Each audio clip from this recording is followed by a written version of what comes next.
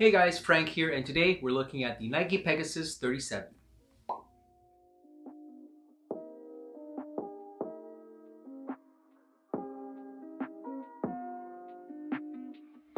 So for today's video, I wanted to share the unboxing, go over some of the specs for this shoe, as well as share my first impressions for the Nike Pegasus 37. So let's have a look.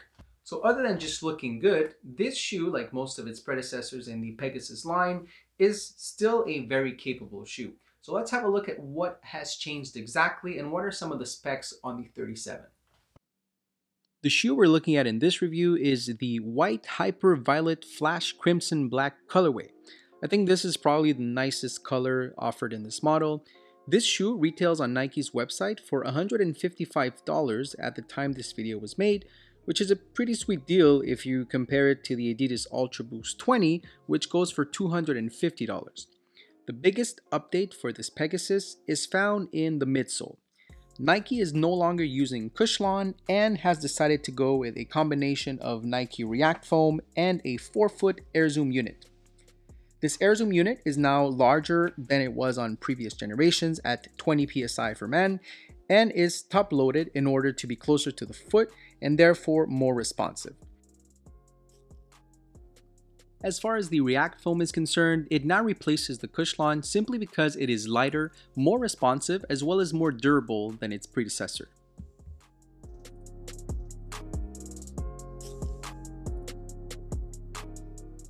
The Peg 37 no longer offers the Flyknit cables for lacing and instead has this new midfoot band system that is supposed to better anchor and wrap your foot for improved stability.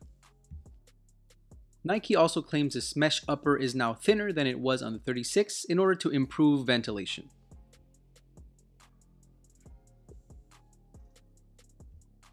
Now looking at some numbers, a US men's size 9 comes in at 285 grams. The shoe has a 10mm heel to toe drop and a 24mm heel stack height. And honestly, the more I wore this shoe and the more I looked at it, the more it kind of grew on me, and I just really like the way it looks overall. Even if I didn't use them for running, I find that these shoes in this particular colorway would really make for a great everyday sneaker.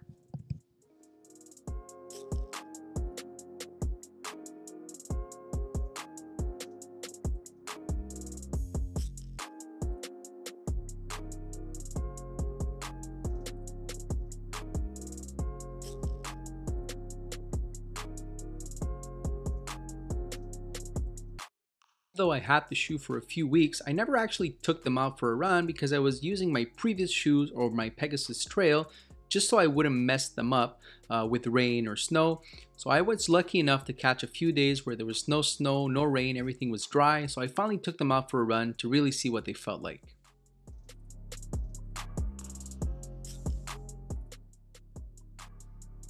Now, as far as my first impressions go, knowing what the changes were, I was really trying to focus on how the Air Zoom unit and the Nike React Foam felt during my runs. But surprisingly, the first thing that struck me was just how grippy this outsole was. I kind of always assumed that the partnership between Adidas and Continental tires resulted in the best possible outsole out there, but this thing is really grippy. As far as the Nike React Foam is concerned, it feels like this is just the right amount for a shoe like this.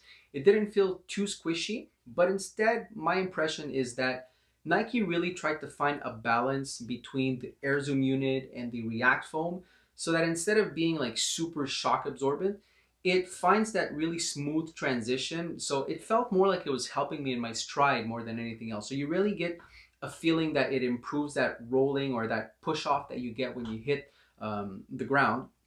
So again, not too much React, which is not a bad thing. But it's just the right balance, I find, for a shoe like this one. So right before testing these, I was actually running in the Pegasus Trail 2 Gore-Tex, and I would say I definitely felt the React Foam a lot more on those than I did on the Pegasus 37.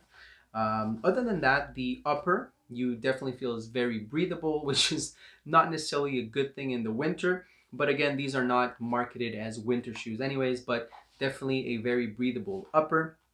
As far as the tongue is concerned, very comfortable. It doesn't move around or become uncomfortable. I've only tried them for 2 runs, so about 16 kilometers in total, but no uncomfortable spots or any rubbing of any sort. So again, the shoe overall is very comfortable. Now, I think that overall, Nike with the Pegasus 37, despite some major changes, still managed to keep the essence of what it is to be a Pegasus.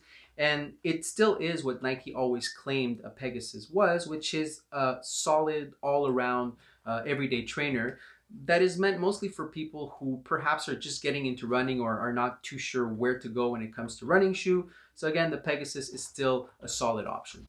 So there you have it. Those were my first impressions and my first look at the Nike Pegasus 37. So if you guys enjoyed the video, please make sure you subscribe to the channel and give this video a like. And thank you very much for watching.